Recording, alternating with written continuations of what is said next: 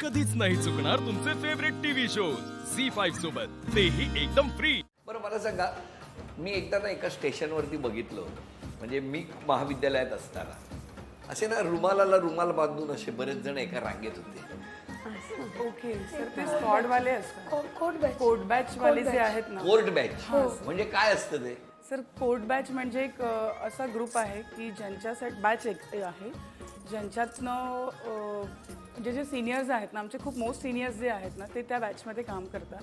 आणि जर त्यांच्यासोबत स्क्वॉड पण असतो RPFचा, आणि जर त्यांनी फाईन नाही भरला तर त्यांना कोर्टामध्ये प्रेझेंट केलं जातं, प्रोसिक्युशन केलं जातं, आणि त्यांचे चार्जेस जे रेल्वेच्या नियमानुसार आहेत ते लावले जातात. त्यांना ते पेड करावे लागतात. मग त्यांना नेण्यासाठी ते रुमाल बांधले होते का? ग्रुप असतो ना सर. बरं मला सांगा, आता घरी तुम्ही जेव्हा असता तेव्हा घरातलं वातावरण कसं आहे हे मिस्टरांना कसं कळतं तुमच्या? बोलण्यावरनं, कसं संवाद आपण जो साधतो ना सर, त्याच्यावरनं त्यांना कळतं की आज मूड कसा आहे मॅडमचा. म्हणजे तुमचा समजा मूड चांगला नसेल तर तुम्ही कसा संवाद साधता?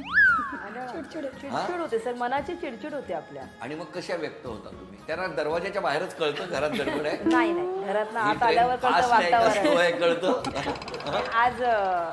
आजचं घरातलं वातावरण कसं आहे हे बोलण्यावरच कळतं. संवाद जो साधला नाही म्हणजे कळतं. तुमच्याकडे कसं कळतं? आमच्याकडे असंच म्हणजे आलं की म्हणजे माझा आवाज वाढला असेल किंवा मुलांवरती चिडचिड झाली, आवाज वाढून वाढून बसलाय का? तर मोठ्याने बोलून वगैरे, तर त्याच्यामुळे मग कळतं मिस्टरांना की आज काहीतरी घरामध्ये विचित्र वागणं चालू आहे असं. ॲक्च्युली घरामध्ये ना सगळ्यांना जाणीव आहे की आम्ही कोणत्या प्रकारचं काम करतो आणि किती स्ट्रेसफुल असतं किंवा कसे अनुभव येतात त्यांना. तर त्यांचा खूप मोठा सपोर्ट आहे. मी तर म्हणेन इवन लहान मुलांचा माझा, त्यांचासुद्धा, ते मोठ्यांचा पण, की ही कोणत्या प्रकारचं काम करते आणि त्यानंतर ही का चिडचिड करते.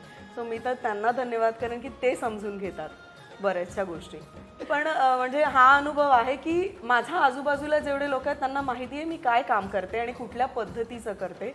सो ते मला जास्त समजून घेतात.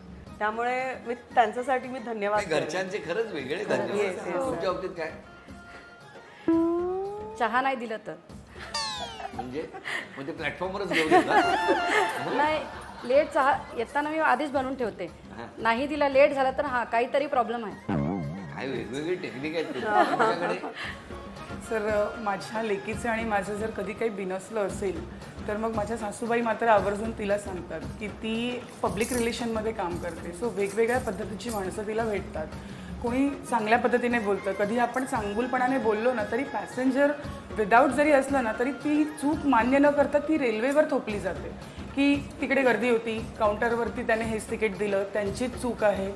आणि मग ते त्या चढाव म्हणजे रेल्वेची चूक आहे ह्या गोष्टीला प्रूव्ह करण्यासाठी पॅसेंजर ॲक्च्युली भांडण करतात त्यावेळेस. मग 8 तास जो आहे तो तिचा तिकडे ऑलरेडी स्ट्रेसफुल गेलेला आहे. सो जर मी मुलीला काही बोलले तर मग सासूबाई तिला दम देतात किंवा तिला समजवतात, असं नाही बाळा, तुला समजलं पाहिजे मम्मा कुठे काम करते, मम्मासोबत किती लोकांची रोज वादावाद होत असतील, हा विचार आपणही केला पाहिजे, असं तिला बऱ्यापैकी ते समजवतं. आणि मिस्टरसुद्धा हेल्पफुल आहे. झी5 ॲप डाउनलोड करा आणि पहा सर्व एपिसोड्स एकदम फ्री।